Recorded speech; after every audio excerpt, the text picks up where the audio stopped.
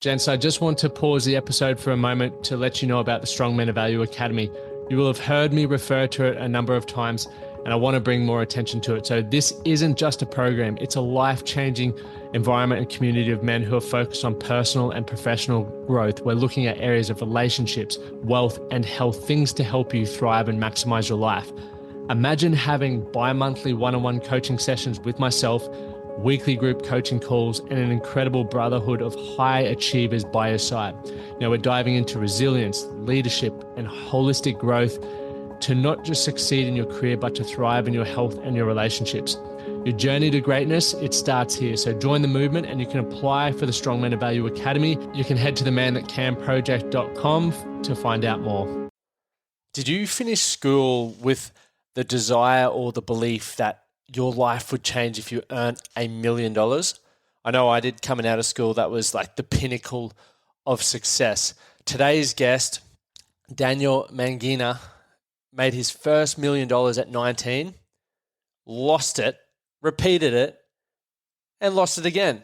And the cool part about all of his experiences is that we can learn from it. In this conversation, Daniel had to go on this huge journey of discovery of working out why he kept losing wealth and what was important to him. So we speak about obviously him making his first $1 million at 19 and what that was like. We talk about what stories do you hold in your mind. We talk about finding a burning desire to grow, why you should stop thinking that you know everything, change your information input, and why the journey is different for everyone. Even though you may have a similar goal, a similar outcome, the journey is different, and we need to learn to be accepting of that. So this was a really fun conversation. So Dan joined us from America. He's been on CNBC and a lot of the big TV programs around the United States as a performance coach as well. And I took away so much from the conversation. So I'm sure whether you're tuning in for the first time or you're old school, I was going to say the OGs, the original listeners, I appreciate you guys coming back. There's so much value from this. And also, the feedback on last week's episode with Maddie Lancashire has been unbelievable. So if you haven't heard that one yet, make sure you definitely check that out. And next week, we have James Horwell, a former Wallaby captain, which is the Australian Rugby Union team, coming on the show. Now, I want to start doing something different. One thing that I've never really done is read out reviews that we've gotten. So I'm going to read out the first three, and this is obviously, a couple of them are years old, but if you want to get in there and write your reviews, you can do that over on Apple Podcasts, or you can just leave a rating on Spotify. So I appreciate everyone who takes the time to do that. One here from John. Great one, mate. Your journey is impressive, and it's it's good to know you are achieving a higher level of consciousness. And the second one I'll read out is from Harpsy71. Love the content, the raw honesty, and the no BS frank approach. The Emotional Intelligence podcast has really helped me with self-analysis in areas where I'm dropping the ball, so thank you. So thank you guys for leaving reviews. It's awesome to read them. So if you haven't done that yet, really appreciate it, and you might even get read out one week. So I'm going to start doing that. Just a reminder, we're kicking off the next game plan tonight, okay, which is Monday, the 30th of May. And we start that the first Monday of each month. I know it's the end, but tomorrow is the first, so we're good. The next day is the first. So it's close enough. We'll rip into that. So if you're wanting to be a part of a community of men who are ambitious, striving to be the better version of themselves, which will in turn help you be a better father, better business owner, better employee, or just better in any area of your life, make sure you head over to thementhatcanproject.com/strong men of value and hit your application in there. We've got a few to get back to today, which is exciting as our community from around the world continues to grow. Let's get into today's episode. The Man That Can Project podcast, a podcast empowering career-driven men to live more fulfilling lives. We are here to challenge your beliefs, redefine success, and talk about the important stuff in a relatable way. Don't forget to subscribe and leave a review. My name's Lachlan Stuart. Let's get into it. So Daniel, you're a podcast host, a best-selling author, international speaker, and a successful entrepreneur. You've also been featured in Forbes, Entrepreneur Magazine, and appeared on Fox, CNN, CBS. You've written multiple books, like I said, and your podcast is incredible. I've listened to, I think, 4 or 5 episodes now, and as I was just saying to you offline, your energy and the way that you communicate is something that I aspire to one day be able to just be so engaging and really inspiring with your delivery. So I'm excited for our audience to get to listen to you today. And also I'm just excited to be on the receiving end of the conversation, which is going to be incredible. But with all of that incredible stuff you've achieved thus far, that wasn't just given to you. So I'd love to hear how you climbed from the bottom or your rock bottom to creating your dream life today. And I'd love to share, I guess, what that journey's been like. Sure thing. Well, again, thank you for having me. Really appreciate the opportunity to speak to you all and to share a little bit of my journey. It's really interesting that when we realize that by listening to someone else, you can take advantage of the fact that they've gone through a load of stuff and not have to go through it yourself. A big part of my journey has really been mentorship and listening to others, whether it's through a podcast like this, through a YouTube channel, through books. There's so much wealth of experience that's available that we don't have to go through the pain ourselves. So I'm glad for the opportunity to share my story so people can learn from it. So, yeah, it was an accident. That's how I got here. I didn't.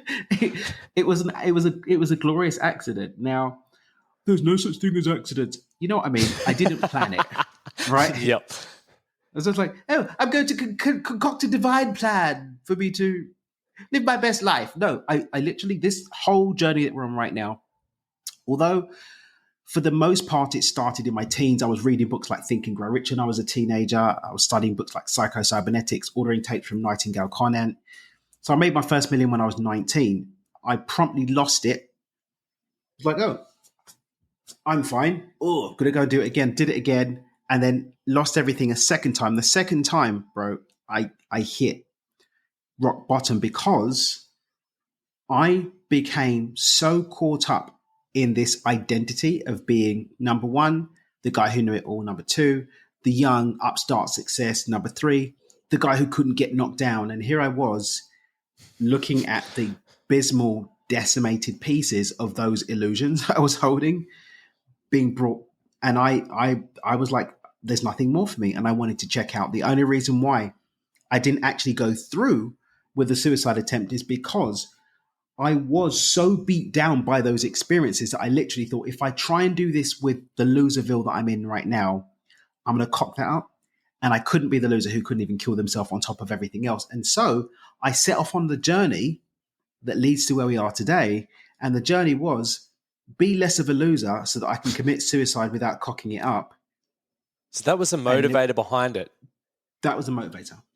And that's why I say complete accident. I wasn't like, I'm going to go and better myself so I can win at life. I'm like, no, I was obsessed for years, obsessed with understanding what was wrong, what I'd messed up, what I didn't understand, where I'd been lied to, like where the holes were with the system, so that when I go through with this suicide attempt, it's perfect and I fade to black. I didn't want a big pomp and parade. I didn't want someone to have to cut me down from somewhere. I didn't want any drama. I wasn't going to even do a suicide note. I was just going to just bail out and just be done with it. That was my plan. And so prior to your, I guess, earning $1 million at 19 and having it crumble and then doing it again, up until that point, had you ever sort of struggled with confidence or mental health issues? So it was really a response to having those two failed business attempts that sort of, yeah, right. Yeah. I mean, I was diagnosed with Asperger's when I was 27. And the crazy thing is that I truly believe it was my Asperger's that saved me, because I don't have the capacity to make impulse decisions. I can't do impulse decisions. I literally don't have the wiring for it. And so I sat there. I was like, okay, I'm going to do this thing. Very calm. It wasn't, oh my God, I want to kill myself. I was really calm. Like, okay, cool. Logically, this is the best thing for me to do, just to not be here anymore. And I ran through my options and none of them made any sense as being something I could pull off. And that's literally because of the way that my brain works, being an autistic brain, then that's what happened. It's insane. Absolutely insane. Just to even touch on Asperger's. So Asperger's, from my understanding, is like intellectually, like logically and rationally, everything fires. It's more like social cues and emotional cues where there's a bit of a disparity. Is that correct? Yeah. So we've got some of the wiring mix, and it's apparent for different people in different ways.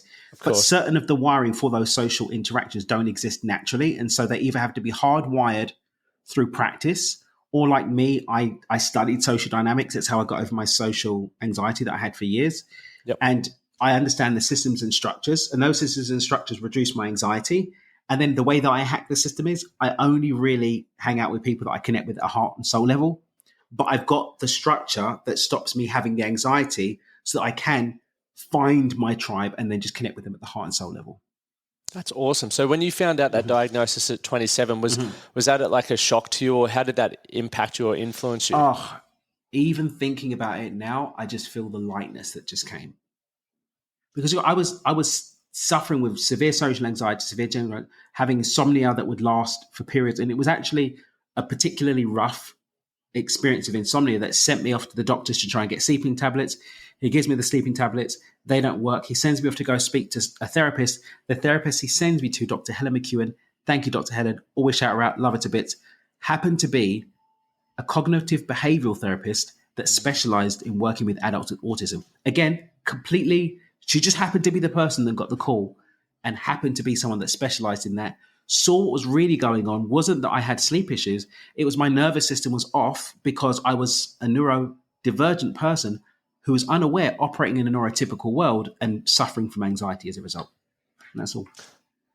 It's crazy how the world sort of points you in the right direction if you're open to looking and get receiving that feedback. It all seems to fall into place. It's funny for me when I really tune into that sort of stuff and things start happening, I'll go, I wish I did this all the time. Obviously, my mood and emotion can sometimes distract me and I can get in my head a lot. But when things are going well, I'm like, all I got to do is just keep this up, keep being open to opportunity and sort of projecting what I want in my life, and it starts to happen. But obviously, we know that life can be challenging. But one of the next steps for you, like after that diagnosis, so 19 and then you made another business and then you went through a couple of rough years really trying to figure out how you could not mess up suicide.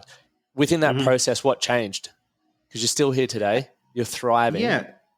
Yeah. So, I mean, no shade at TEDx, just in case they let me do another one. But I actually did a TEDx, I recorded a TEDx that tells this whole story and it speaks about this whole thing. But the title, it doesn't look like they really agreed with the title. So they're like, nah, we're not publishing this. So who cares? We're ripping the audio. I'm popping it on the podcast. So we're still going to share the story. And I actually decided today on the 13th of May that my next film project, we're going to build a whole film around this whole concept anyway. But, when we look at who we are as humans, right? We've got our physical body that moves through time and space, right? Our little meat suit. But everyone's familiar with the phrase meat suit. Everyone's familiar with the phrase mind over matter, right? It's a scientific fact that our mind has an impact on our physical reality. A mum in a crazy situation gets superhuman strength, rips at the door of a car. Like, your ability to move through time and space can literally change depending on the stories that you hold in your mind. Everything that we experience in our world began as a vision in the mind, right? We've got mind into matter. But it's also a fact that we can only think to the level of our current emotional state. The thoughts going on in my brain now are limited to the emotions that I have the capacity for and that I'm feeling in the moment. So we see that there's this sort of downward trickle effect from the emotions into the thoughts, into the actions and behaviors that become the reality. Right. So, like I said to you, I didn't sit there and say, I want to choose life.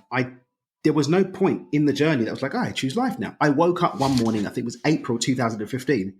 I just got back from Thailand, had an amazing trip with my cousins. The time that I was there, the business that I then built up, I've made over 100 grand over that time that I was away. I'd taken one phone call with Joe, my assistant.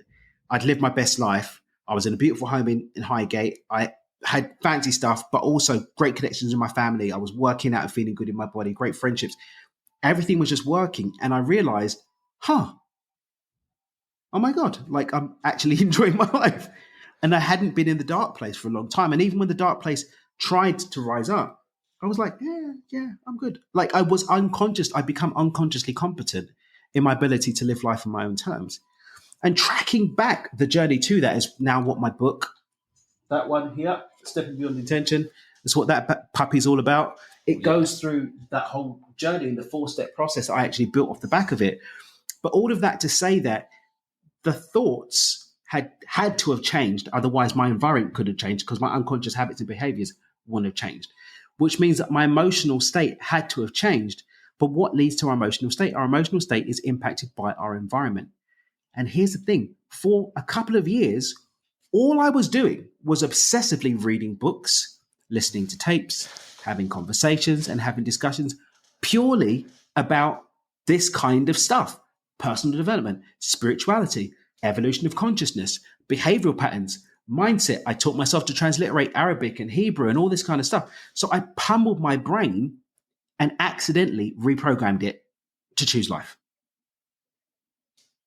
It's such, I can relate to that story so much because like that's exactly the path that I went down. It was more so, or I didn't necessarily the same as you choose life, but I made a decision that I just didn't want to hate myself anymore. Whatever that looked like, and books, podcasts, audios. And then you do wake up one day and you're like, I'm actually proud of who I am. And like, it's such a phenomenal experience. And I don't know whether you can relate, Daniel. I'm sure you probably can. When I talk about how I used to think, act, and behave 8 years ago when I was really not liking who I was, it's almost like I'm so disassociated from that version of who I was, it's laughable. But when I was going through it, it was the most painful experience ever. So when I see men or people who are going through turmoil, trauma, pain, I'm like, obviously I can't always understand what you're going through, but there can be, light at the end of the tunnel. There is exactly another way. You spoke about the 4 steps in the book there. Is that related to the Beyond the Intention paradigm? The Beyond the Intention paradigm. That book breaks down the paradigm, how it works, why it works, where the steps came from, stories of it playing out, my journey. That's what it's about. So for someone, just to take it back a second, the environment, and I'm massive on shifting your environment, because we can all read a book, we can all set a goal, but if you're hanging around a group of people that are doing the opposite to that, you're generally going to fall back into that pattern. And so for anyone who's wanting to improve themselves, be happier, be fitter, I'm like, change your environment. It may be hard. You may not know where to go. They may not even want to hang out with you right now. But what would from your experience or even your advice, what would you give to someone who needs to change their environment to grow into the person that they need to be? Unless you really want it, you're not going to do the work anyway. So don't bother trying. Because the frustration of you trying and the failure of trying is just going to double your disappointment and make you even more miserable. So if you don't want to be even more miserable, only go for it if you really want it. And here's the thing. It's okay for you not to want it. Some of us are so deeply programmed into the despair that that's who we are. And if we just gave ourselves permission to do that, then that actually could give you the space to want to be something different. But if you're resisting who you are, you're going to hit a brick wall. So the thing is, wanting it enough, but wanting it because you want to be better, not because you don't like who you are. It's about wanting to grow, being desirous of growth. When you are desirous of growth, there's this weird thing that happens because growth is our natural order. When we actually desire, when it's actually burning within us to want to grow, then the challenges, the road bumps, the speed humps, all of the things that will get in your way for growth tend to either be dissolved or easily navigated because you'll have the momentum to go through it. One of the illusions I hear people talk about is, getting to the end or getting over it. The journey doesn't stop. The growth doesn't end. I don't heal myself completely magically of depressive thoughts. What happens is that my capacity to navigate those thoughts shifts wildly. And when they show up, it's like, oh, that again. And I can navigate it. Life doesn't get easier. We get stronger. That's the key. But that strength has to be based on a desire to grow, not a desire not to be who you are, because that's just going to keep you locked in more of who you are and keep you living the same life over and over. Such a good point. I think from my experience, we are trying to grow out of who we are, but I think we can never really avoid that. It is just how can we be stronger to deal with the challenges that, and ultimately, as you say, when we're growing, we're bringing those challenges into our life. It's there to test us to see how strong we can be. So I think it's very important to, when you do hit a road bump or you do hit that obstacle, what kind of reps do I need to do in order to be able to work through this? Because it's all about sets and reps. And sometimes you're fatigued and sometimes you're feeling like you've just come off a 3-day, 3 rest days and you're feeling stronger than ever. So moving forward as well, like after you got to that point and you started realizing, hey, I'm just live my best life now. I'm super, super happy. What sort of then led you into the space that you're in now and really helped you continue to move forward and grow? Like, what's the burning desire now? I recognize that growth is a natural order of things, and if I'm not growing, I'm dying. And so I'm always looking to improve. I never accept or believe that I know everything. Anytime I go into conversation, coming to this podcast, I'm not coming to teach. I'm coming to learn from the experience. I'm coming to grow in the space. And I do my best to go through all of my things. My son's 18 months old on Sunday coming. Oh, And lovely. I don't look at him as someone that I need to show. I'm looking at him as someone that I get to co-create more life with. It just so happens that I've got some pieces of the puzzle, but not the complete pieces. He's got pieces that I don't even know are possible. And that's how I approach my life. I approach my life at all times looking for, how can I be expanded by it? What can I contribute to it? Not what can I give because I know everything. What can I contribute so that everybody grows from the experience? How did you develop that approach? Because even just the fact that you're saying you're learning from your son, that makes me so happy on the inside. I'm like, this is incredible because we can learn so much from each other, but it also shows to me that you're an engaged dad. And that's something that I just love more than anything, is the fact that now men are stepping up, and obviously the world's changing, but they're really wanting to be engaged in their children's lives and even in their partners' lives. I think humility came for me in a really rough way. Like, my humble pie was stuffed down my throat until I nearly choked. And it was a big part of my journey, because one of the things I came to realize about why I messed up so many times when I was younger is because I was running around thinking I was Johnny Big Socks that knew everything. And that's what led ultimately to losing everything twice, not being open to counsel. So, I spend 6 figures a year on my personal development. One thing that I invested in last year alone was 100 grand, like just one of the things that I invested in for myself. I continue to do that. And, just seeing the results that come from being open to what life can give you if you just actually pay attention. It's like, when something works, you do more of it. And so that led me to continue that journey of growing. And I think there was a moment when I specifically made the conscious choice to go in to learn a lot from my son, Ethan. And so when I came home from the office once and he waved at me. And now it seems very ordinary, right? But I want you to, anyone who's listening to this, to tell me, do you remember the moment that you learned to wave? No. And then I thought even things like, do you remember the moment that you understood what it was to read? Never. You probably remember books that you read when you were a kid at school, but the point at which you started to look at these squiggles on a page and assign meaning to them. My wife's Russian, my son's mum, he's Russian. And I decided I refused to be the only person in my house that doesn't speak Russian, so I started to learn Russian. And that was when it really hit me that letters are just squiggles that we've assigned meaning to. If I showed you the letter H, you'd say that's a letter H, it's a H sound. In Cyrillic, it's a N sound, right? What we look at as a P, a P sound, it's a R sound in Russian. And so it's like, but it's just a squiggle, but the squiggle has a completely different meaning. I don't remember when that meaning became a sound that I attributed this understanding and value of. I don't remember it. So I'm looking at Ethan waving. I was like, oh my God. At the time, I think he was about 1 year old or so. I don't remember being 1 year old, let alone being 1 year old and learning whatever I learned at that age. My stepdaughter's 6 and she's got these little crazy things that she does. I don't remember being 6 years old. And yet in that period of time between about his age and about her age is literally when the foundations of who we are being constructed. All of the programs, all of the patterns, all of the foundations are being built at that time. And yet very few of us can remember the points of inception of some of these ideas that literally become the habits and behaviors that we exhibit as adults. So when someone comes to me and is a bit of a douche, speaking from their pain body, I don't know what experience happened to them where they thought it was okay. When someone expresses hate, whether it's for somebody's race, somebody's religion, somebody's gender choices or sexuality choices, I don't know what the thing was. My nephew was at school the other day, and apparently, my nephew's 9, KK is 9, and he came home and told him, Mum, apparently one of the kids at school came to him and said, well, at least I'm not black. A 9-year-old is spewing hate. Now, that 9-year-old is just coming off the back of his analytical function building, but that's purely what they picked up from whatever their living situation is, that they then began to accept as being correct behavior. They probably don't even know that there's something wrong with what they were doing. They're just spewing what they're spewing. And yet that person in 20 years' time, in 30 years' time, what are they going to be doing? What are they going to be showing in the world?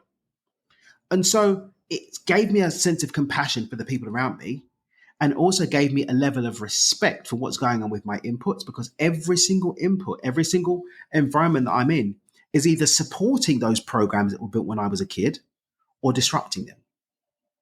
And all of these people that are having these experiences, this kid who was racist to my nephew, I've learned something from him too. Every single one of these experiences gives me the opportunity to challenge, to engage, to support, or to disrupt what's going on inside of me, which is going to become an outcome, which is going to go back and become more of an experience. And it's just so much to take from. I know I went on a little bit. There's so much to take from our world and from these experiences that can grow us or leave us small. That was powerful to listen to. And I think it feels like you just take responsibility for everything that's coming your way, good, bad, and indifferent, and are able to use that experience, as you said, to better who you are and better your outputs.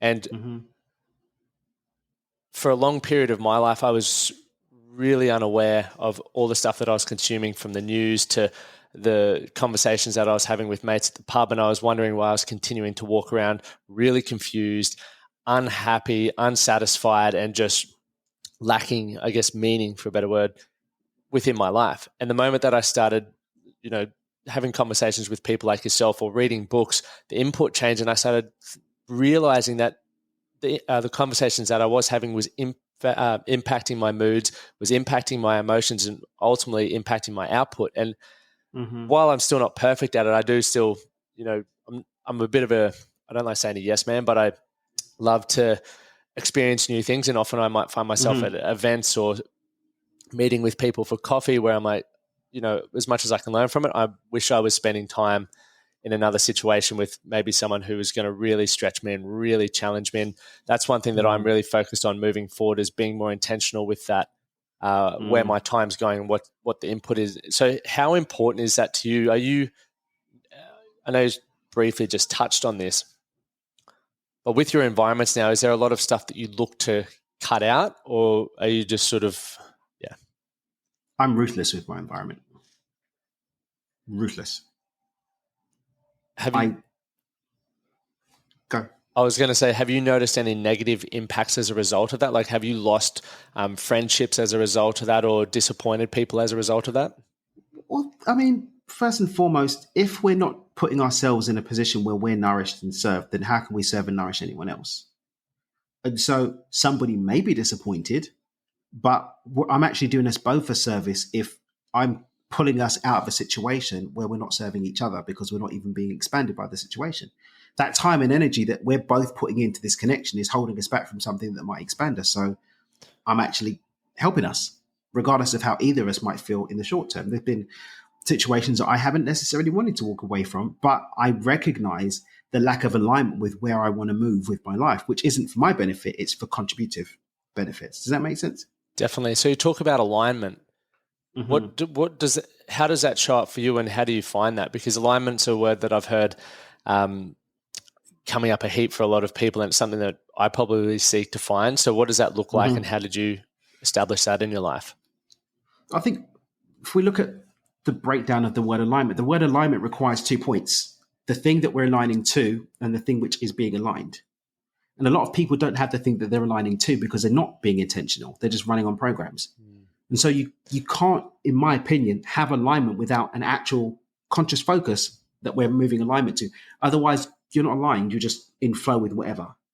And so it comes down to intentionality. For me, that's what's the life that I want to live? And for me, the life I want to live is how can I be of contribution in a way that serves me, serves those I'm contributing to, makes the world a better place. Not from me going, hey, I want to make the world a better place, because I feel really good when I'm actually contributing to the world being a better place. So it's selfish, right? I think it's Adam Smith that said it's not from the charity of the baker and the butcher that we get our bread and meat. It's from their own self-interest. Self-interest can exhibit itself healthily in this respect. So when I've got that vision, I'm saying, well, all the parts of me we spoke about, my mental experience, my actions and habits and behaviors, my emotional state, I'm lining those up to support that outcome coming to bear, that life that I want to live coming to bear. So that's what alignment is for me. It's all of me, mind, body, soul, mental, physical, emotional, being lined up with supporting the bringing forth of the outcome that I've consciously chosen. So do you believe success is unattainable without intention? No, people chance upon success. And I think there's a weird Danism that I've got, which is that you've never failed at anything. People say, what do you mean I haven't failed at anything? I didn't get that job. I didn't get into the college I wanted to go to. My business didn't work out. Actually, your unconscious mind, which operates at 10,000 to 10 million times the speed of the conscious mind, never fails as a terminator. But what there is there's a disconnect between what's going on at the unconscious level and what I'm consciously choosing. For me, intentionality is interjecting with what's in the program and consciously being involved in the choice. Your program can be hardwired for success. You can actually be one of those people who chances upon an outcome that happens to feel good for you consciously, that also is what you're programmed with unconsciously. I was successful in staying alive. Wasn't what I wanted to do. And yet I was successful without that intention. I've heard it said that success is getting what you want. We're always getting what we want unconsciously. So I like to tweak it that success is really getting what you want consciously, but to get what I want consciously, I need to be consciously involved. So that requires intentionality because I'm disrupting the program with what I consciously want rather than flowing successfully into something that I don't want. So for that as well, so you know how you just mentioned some people can be hardwired for success and others not so much. Mm-hmm. Do you feel that's more if when you grow up, some people grow up in wealthier families or entrepreneurial families or sporty families, do you reckon that sort of is a big indicator as to why some people may be hardwired for certain, levels of success across different areas? Yeah, but I do want to just quickly bring in like an economic truth to the thing. Like there's a lot of rich hating right now. Oh, they were born into wealth. The average wealthy family lose it after 3 generations of the person who actually created the wealth. Really? So being born with a silver spoon, check it out. The average, you get the odd that managed to build a dynasty, right, that lasts, but most it's gone within 3 generations. They say the first one builds it, the second one breaks it, or the third one loses it, or something like that. I don't remember the exact words. So it's really funny that a lot of people are, oh, that person was born with a silver spoon, they're so lucky. Actually, statistically speaking, you are better off as the person creating a dynasty than receiving it because the probability is that you're the one that's going to be more successful. Now, are there certain advantages to someone that's got wealth? Of course, you've got access to different education, different resources, but access to something doesn't mean that you're going to use it or even use it positively. So when you look at drug addiction, you look at alcoholism, you look at mental health challenges, a lot of those actually exist amongst the families of the wealthy. And yet people are betraying their capacity to actually create by saying, I can't do it because I haven't got the leg up. When the people who've got the leg up actually aren't doing as well as you think they are. Does that make sense? Definitely. So being in the position to create the dynasty obviously means, finances are important to a degree. Is to create the life that you want and to create, I guess, a life full of purpose and passion even. Do you believe financial freedom is a big part of that? I think it's a great place to be because you're in a conducive space to create. If you're not thinking about money, then you're good. And it's one of the reasons why, people say, why do you focus on helping people to get rich and be millionaires, Daniel? Blah, blah. It's not the most important thing. It's not. But for years, all I was hearing people say about why they couldn't live their ideal life is that they didn't have enough money. And now for years, I'm seeing people that have got financial freedom able to live their best life, not because of the money, but the money gives them the space to be able to do that. Think about it. The average person who works a 40-hour week, you've got an hour each way to work. That's 50 hours of the week. If that 50 hours was back in your pocket, you could go and be a contribution. You could go and live your best life. You could go and do that hobby. You could go and start a charity or play the instrument or be with your family more. Money's just a tool that makes things easier. That's it. And so a lot of, you were saying as well just a moment ago, like there's a lot of people hating on the rich at the moment or the wealthy. Why do you feel that is? Because then they don't have to take responsibility for their life. Yeah. If the problems in the world are the fault of the rich people, then you're not responsible. You can get away with it. And you can stay the same and not have to do anything because it's Elon Musk's fault or it's, well, Jeff Bezos is going to space.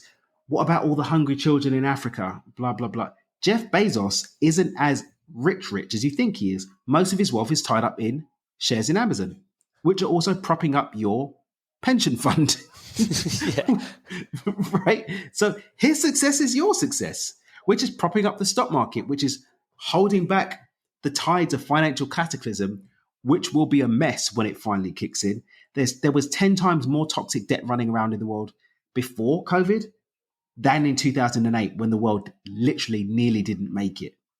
And it's these people who are creating value. Does he treat his workers well? I've heard it said not too well. Yes, and he's just one person. I had the pleasure 2-3 weeks ago. I was on Necker Island, Richard Branson's private island, got to hang out with him, some other very, very successful people who are committed to supporting positive change, who do look after their employees, who do add value, who do pay fair value for things, who do honor and respect the people that they serve as clients and customers. Not everybody's a twat that's a business person. Not everybody's a twat that's rich. And if someone has, like Sir Richard's made, he's got 400 companies, $7 or $8 billion businesses. If he wants to own a private island and play tennis all day, he's earned the right to have a private island and play just. But to say, oh, we need to take all his money to feed the poor or whatever, he's done his part. He's created jobs. Now, again, some people are twats. You get it. Jeff Bezos may be a twat, but these small handful of people who are twats are not an excuse for us to sit at home just pointing angry fingers and not doing anything about changing our own life. That's just a recipe for disaster and staying the same.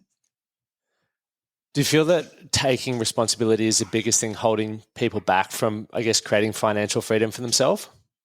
One of them. What would be a couple of other ones? Another one is, I love to say action is the least and the most important thing at the same time. It's the least important thing because by the time we get to the action piece, our mindset's already set, our emotional state's already set, the unconscious mind's already kicked in, and the action's just following on. But without action, we don't get anywhere. So it's the least and the most important thing. So I think action definitely is one. And another thing is being obsessed with one part of the puzzle. One of the things I love to share with people is I've got a catchphrase, stop meditating. But what do you mean stop meditating, Daniel? It changed my life. It's the most important thing in the universe. And it's like, well, yes, and if you've got a goal and you just sit and meditate on it all day, is it going to happen? No. And even if it does happen, are you going to be able to enjoy it if you're locked tight in your meditation? No. It's one piece of the puzzle. You can meditate all you want about being successful. If you've got a belief system that doesn't allow you to believe that you're successful, you're not going to be able to see it. Or if you don't take any action, you're not going to do it. I can sit here in lotus position praying for the love of my life to show up. If I'm just in an ashram in the backwater mountains of India and that person doesn't happen to be there too, even if they walk past the room, but I'm in lotus position, I'm not going to see them because my eyes are closed. I'm in deep prayer and meditation in another dimension. Yep. Dear God, I'm in this dimension with you, but where's the love of my life? But I don't leave the dimension. How can I enjoy it? It's like it's ludicrous. So definitely responsibility. Action is the least and most important thing, and don't over rely on any one thing to save you. That's so powerful. I remember I was reading that you said don't meditate, and I was like, what? This is absurd. I had that exact same reaction. Stop meditating, not don't meditate. Yeah. Stop meditating. And then when I looked into it further, and I was like, okay, I can definitely understand because people get so in the motion, they feel like they're doing something, even if they become like personal development junkies where they go to every event, read every book, listen to every podcast, and they're telling you about it. And you're like, so have you implemented that yet? No. I just need to figure out this next step. I'm in the river of change, right? You probably heard that one. Yes. And it's I'm on my healing journey.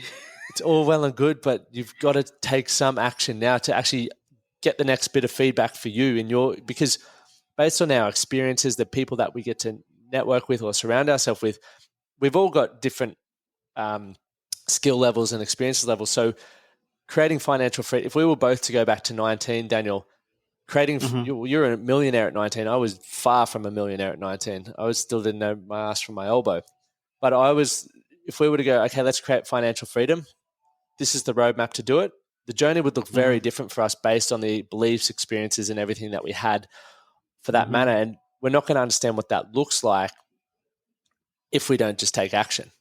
I could have sat there and continued learning about business, reading about business, and getting mentored, but if I didn't take the risk, I never would have gotten there. And I think I'd love to actually know your opinion on this. Do you believe, not everyone, but people who want that financial freedom should have a crack at entrepreneurship or should have a crack at creating their own business? Not everyone, because a lot of people aren't built for this life, man. A lot of people aren't built for it. I think it's 85% of businesses fail within 5 years or something like that. Yeah, I think it's even a bit more or less years. Yeah, staggering. It's a wild thing.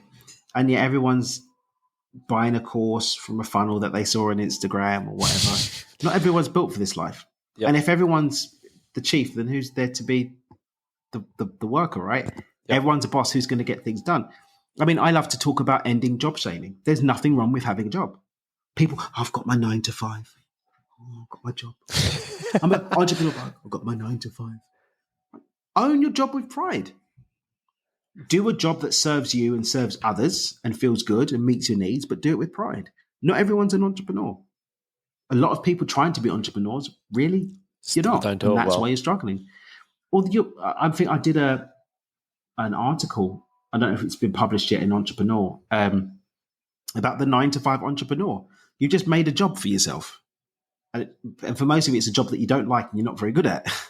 Yeah. Yeah. Not everyone should be an entrepreneur. So I was saying, I sometimes go through this thought process that I wish people would have a crack at business just so they could understand all of the decisions and things that need to be weighed up. Because as a business owner, and I often see people who an employee and they're criticizing everything, and I can understand both perspectives, but when you're running a business, there is a lot of pressure that people don't understand and think about. So I think to create more empathy, it's like have a crack at it and see just how much is going on. It's like in my shoes. Walk in my shoes. Yeah, understand my pain. Yes, so to bring more of that empathy. But I really love how you said most people aren't built to be entrepreneurs, and we shouldn't be shaming the 9 to 5 because some people, I've heard Gary Vee say, like, a position 2, an entrepreneur wouldn't be as successful as they are without everyone else. Like it's what drives everything together, right? A plane still wouldn't fly if it didn't have an engine, even though the pilot's in control. Everyone sort of fits their role. And I think if we can stop shaming that, everyone will be able to really embrace and thrive in their acquired position. And I think about it or talk about it regularly with men in our community who are unhappy and they're working in a job that isn't fulfilling. They work extremely long hours. The sacrifices are stuff that they don't necessarily want to live with. And I'm like, well, why don't you just literally go work at Macca's? You've got a certain shift and you'll be done at that time. And then you can, spend time with your children, or you can go for the run or do the adventure stuff that you want to do. Why do you feel the pressure to have to keep the status in that role? So I guess, why do you feel that is for a lot of us, that we do want to uphold status and position and be the top dog? Because some of us give more credibility to the thoughts and opinions of other people than we do for ourselves. I mean, when I reflect back on my dalliance with suicide, it was my obsession with what I believed other people were believing and thinking. And that led me to, thank God, not have the capacity to, but nearly go to take my own life. How many others are burning out to keep up with the Joneses because they need the country club and the this and the that and the that? They don't even really want those things. But because society has given us this lack of conscious connection to what's going on inside of us, we're playing this out and burning out as a result.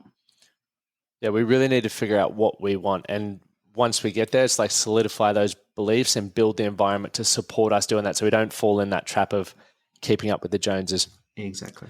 But Daniel, I know you're a busy man, so I want to respect your time. I've got one last question for you before we can find out all your books and the podcast and everything like that.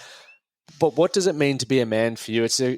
I'll quickly give you a bit of framing. I ask everyone because, especially in Australia, we've grown up with a stereotypical belief of what it means to be a man, but obviously suicide rates are continuing to grow. So we need to get more people like yourself, well-respected people who are thriving in life and definitely would have given it some thought what it means to be a man, because there's going to be people out there who resonate with it. I think the idea of what it means to be a man is being challenged in recent years because there is all these discussions going on about gender identity, gender allocation. People, I mean, I can't remember the name of the trans woman who swam in the swimming race and everyone was getting mad because of the thing. So gender is becoming a very, very different thing now. So I don't think being a man now can be locked into this gender thing. Elaine Page became trans man is now Elliot Page. It's new for many of us, right? This wasn't something that was happening a generation ago. And so I think what we're really talking about when we say what's a man is we're looking at, we've got the gender identity, but then we've also got the natural manifestation of masculine, primarily masculine energy. And for me, that's what it really is about. Not so much being a man, but being a healthy expression of the divine masculine in how we show up. And what is that? That's a container. That's the direction. But none of that really matters if it's not playing in harmony with a counterpart energy. That doesn't mean we need a woman. Feminine energy is all around. How am I in relationship to the idea of flow? How am I in relationship to surrender? How am I in relation to intuition? How am I in relation with nature? So it's the container that I am that's dancing with the divine feminine energy that naturally expresses too. And then what I do with that. For me, that gets added to the identity under that of a dad, of a leader, of a brother, of a son, of a husband. But again, all of these are all going to be based on how I show up initially under that guise of a man, which is just a physical manifestation of a naturally occurring container for that masculine energy. Thanks for sharing that. Where can people find you?